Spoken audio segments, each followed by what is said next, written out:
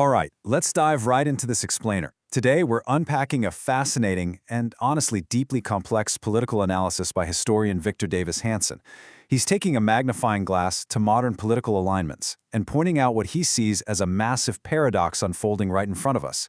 We're going to break down his arguments, look at the evidence he lays out, and explore the nuts and bolts of a coalition that, on paper anyway, really shouldn't exist. Let's get to it. So Hanson's core observation really sets the stage for us here.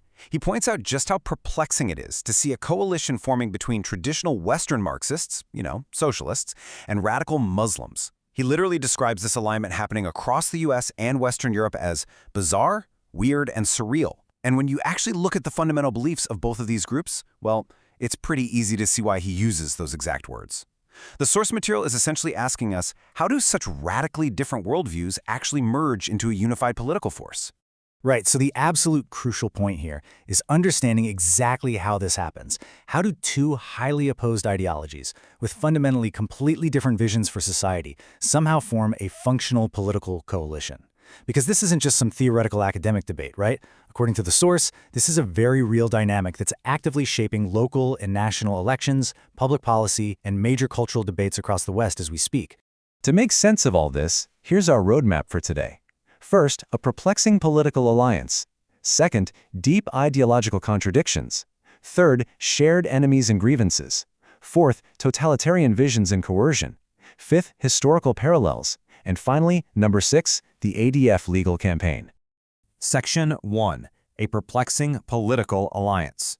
Now, Hanson makes it clear this alliance isn't just happening on the fringes. It's actually occurring right in upscale blue enclaves across the United States and Western Europe. We're talking about high-income, left-leaning voters in urban centers who proudly call themselves socialists. And they are actively voting for and allying with fervent Muslim politicians. Hanson points to figures like Zoran Mandamami, Ilhan Omar, and Rashida Tlaib. He notes that this coalition has a really strong, highly visible presence in specific urban areas, places like Dearborn, Michigan, where new socialist candidates are seemingly popping up everywhere. Moving on to Section 2. Deep ideological contradictions. Okay, to really grasp this paradox, we need to teeter-totter back and forth a bit and examine the major friction points. The first massive contradiction? Religion. Islam demands absolute loyalty to Allah, holding the belief that non-believers are doomed and true social justice is something delivered in heaven. But Marxism, it completely rejects this. In the Marxist worldview, religion is literally the opiate of the masses. It's seen as a harmful distraction. The logic being, if people think they'll be rewarded in heaven, they aren't going to fight for a social justice revolution right here, right now, on Earth. For a hardcore socialist or communist, there is no God, there is no heaven. Justice has to be seized immediately. Then you have severe friction when it comes to social values. Western Marxists passionately advocate for things like gay rights, transgender support groups, and the lifestyle of the upscale, independent, professional woman. But contrast that sharply with the strict traditional rules observed in radical Islamic states. I mean, advocating for gay pride in Saudi Arabia, trying to repeal sodomy laws in Iran, or starting a trans support group in Egypt, that would result in severe trouble, to put it lightly. The social visions of these two groups are just completely incompatible. And it doesn't stop there. There's a stark clash in how these groups actually view governance and how society should be organized. The Arab and Islamic world has deep, deep roots in tribalism. Your first loyalty is to your local region, your specific dialect, and your tribe, which is often governed by monarchies, like we see in the Gulf states. Marxism, on the flip side, wants to completely overthrow kings. It entirely rejects tribalism in favor of globalism. A Marxist allegiance isn't to their local tribe at all. It's to the global proletariat, the worldwide working class, usually ruled by a committee or a chairman. Which brings us to Section 3. Shared enemies and grievances. So you might be wondering, if their foundations on religion, social values, and government are basically polar opposites, what on earth is the glue holding them together? Well, Hanson argues the answer is shared animosities. It's the ultimate enemy of my enemy scenario. First, they both harbor a deep, deep antagonism toward Western civilization and its core values, specifically things like free speech and religious opportunity. Second, they share a total hatred of free market capitalism. Socialists hate wealth inequality, while the Islamic world officially frowns upon interest and hyper-capitalism. And third, Hanson points out a shared, passionate hatred for Israel and Jewish people, which he notes is actually pretty ironic, given that the creation of Israel was deeply rooted in the socialist kibbutz system. Section 4. Totalitarian Visions and Coercion. Now, beyond just shared hatreds, Hanson points out that both radical Islamists and hardcore socialists actually despise democratic voting. And why is that? Because voting gives people a chance to express objections to their agendas, whether someone is objecting to a strict religious rule or a sweeping socialist economic policy. Instead of the ballot box, both groups prefer to enforce this holistic, totalitarian, 360-degree revolution using government coercion to just force equal outcomes.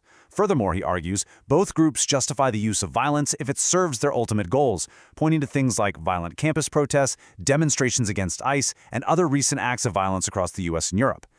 Section 5. Hanson's Historical Parallels. To give us some context for this modern alliance, Hanson traces the roots of these conflicts way back through time. He maps out Islam's war with the West, starting way back in the 7th century, moving through the Byzantine Empire and the Battle of Tours. Then, he follows the Marxist tradition back to the anti-monarchy revolutions of 1848. But as you'll see, it's really in the 20th century where he finds the most striking, undeniable parallel for today's contradictory alliances. And here it is. History proves that wildly contradictory totalitarian regimes absolutely can, and do, form pragmatic alliances based solely on mutual hatred. For instance, Hanson points out that Adolf Hitler, a National Socialist, explicitly expressed a preference for Islam over Christianity and had a great deal of admiration for the Grand Mufti.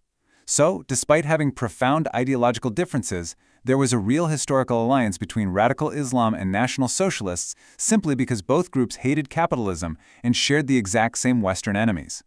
Hanson uses this historical fact to really drive home the point that these surreal alliances, they aren't actually a new phenomenon at all. Section 6. The ADF Legal Campaign. Okay, so the source material concludes by pivoting to a contemporary domestic legal battle that really touches on these cultural flashpoints. In Washington state, a high school sophomore named Callie Wheeler was sexually assaulted on the wrestling mat during a tournament, and according to the source, she was entirely unaware that her opponent was a biological male who identifies as a girl until after the incident had already occurred. In response to this incident, the Alliance Defending Freedom is now suing the state over policies that allow biological males to compete in girls' high school sports. Specifically, their lawsuit challenges the fact that schools are not actually required to disclose the biological sex of opponents to female athletes or their parents. This segment of the source concludes with a call to action, asking supporters to text a specific number to help fund their fight to prioritize the safety of girls in sports, and they mention there's a matching grant offer currently on the table. So, as we wrap up this explainer, we are left with a pretty massive question. Driven by the ancient logic of the enemy of my enemy is my friend, how exactly will these surreal, contradiction-filled alliances continue to reshape our modern geopolitical and domestic reality? It is a complex, fascinating dynamic that will undoubtedly continue to shape our world. Thank you so much for joining me today, and as always, keep questioning the structures around you.